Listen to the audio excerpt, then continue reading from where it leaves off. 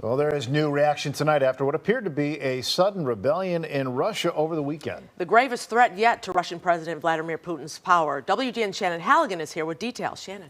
Yeah, after a short-lived insurrection in Russia by the Wagner Group, today the leader of the mercenary force released audio downplaying the move. He said he did not want to overthrow the government, but was marching because of an injustice. U.S. and Russian leaders spoke today, but the implications of this weekend's events are still to be seen. Russian President Vladimir Putin blasted organizers of a weekend revolt as traitors who played into the hands of Ukraine's government. It was the first time Putin spoke since the Wagner Group marched toward Moscow. The mercenary chief Yevgeny Prigozhin led the charge, seizing a military headquarters in a southern Russian city. They rolled for hundreds of kilometers Saturday before turning around. President Joe Biden said he closely monitored the situation in Russia, but stressed that the U.S. had no involvement with the rebellion. We gave Putin no excuse to blame this on the West or to blame this on NATO. We made clear that we were not involved. We had nothing to do with it. This was part of a struggle within the Russian system.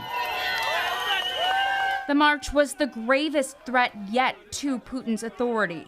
It was an issue White House National Security spokesman John Kirby said was an internal matter for the Russian system. So what we're going to stay focused on is making sure that Ukraine can continue to succeed on the battlefield and not speculate about what this might or might not do on the political spectrum inside Russia. As President Biden said very well earlier, this is an internal matter for the Russian system. As for what this means going forward, the State Department called the move significant, but that the implications of the revolt are yet to be seen.